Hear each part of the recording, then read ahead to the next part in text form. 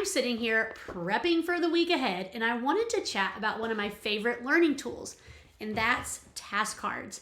These tiny little cards are an excellent tool to keep our students engaged. They're perfect for creating low prep lessons, and they are awesome for getting students up and moving around the room. If you are new to the education world, or if you've never heard of task cards, first let me share what they are. So task cards are exactly how they sound. They are small cards that have one task for students to complete.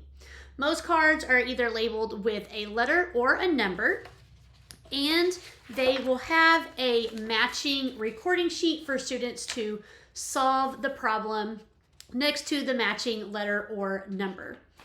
You can use task cards for whole group lessons. You can place them in stations or centers, or they are great for no prep lessons. They're so versatile and they can be used with basically any subject area.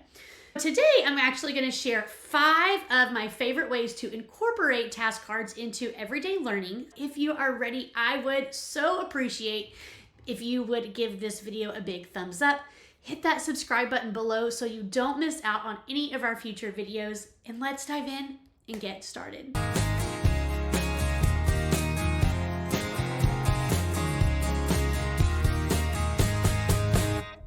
So up first is probably the most commonly known way to use task cards, and that is by playing I Spy, or some teachers might call it Around the Room. And here's how it works. Take any given set of task cards and tape them in various spots around the room. You might tape them on the wall, place them on the back of chairs, inside of a shelf. It's fun to make some pretty obvious, but it's also really fun to try and hide others for them to really have to hunt for them. Then your students are going to walk around the room using a clipboard and the recording sheet, and they have to go on a hunt around the room.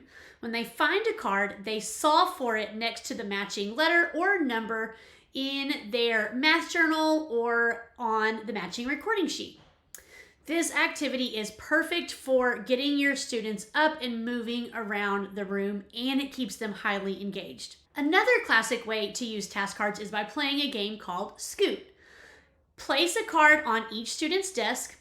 Then when the teacher says scoot, your students will move to the next desk and solve the problem on that card. This repeats until they have solved all the cards. Again, it's really fun and it gets them up and moving.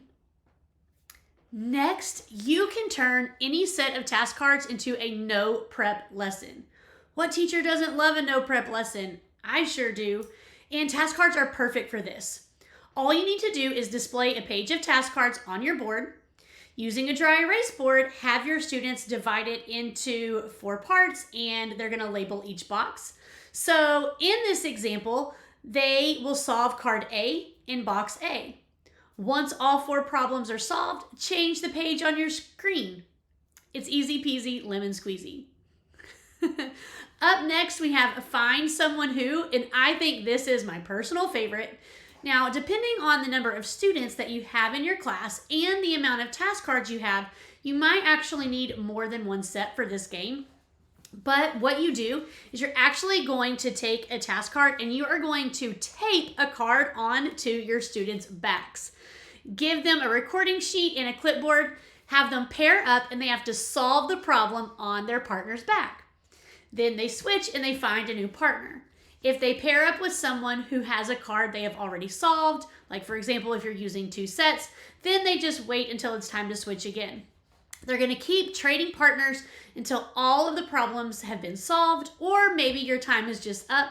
When they get back to their desk, they can remove the card from their back and they can solve that problem. It's so fun and kids love it. The last activity I'm going to share is that you can turn your task cards into journal activities. This little known secret has become a lifesaver for me. And you can turn any set of task cards that you have into an activity to use in your journals for any subject area. For this, you are going to want to print multiple pages of task cards onto one page. The cards become the perfect size to fit into your math journal, your reading journal, or whatever you might be using. Select the pages you want to print, Then under page sizing and the heading, select multiple, and you can change the number of pages that you want to print onto one sheet. 2 to 4 pages is typically perfect per sheet and is normally the perfect size. Now, in this example that I showed you, I actually printed adjective task cards to where 2 pages fit onto one sheet. Then once they glued them into their journal, they had to highlight the adjective, and then underneath they used that space to use that adjective in a sentence. Now, I would love for you to check out my blog post that I have that is actually going to show you some of these examples up close. And it's also going to share 5 other ideas that I didn't have time for in this video. I'm going to add the link to the description below.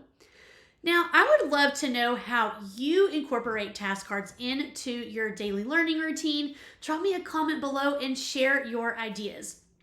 I will see you guys in the next video. Bye.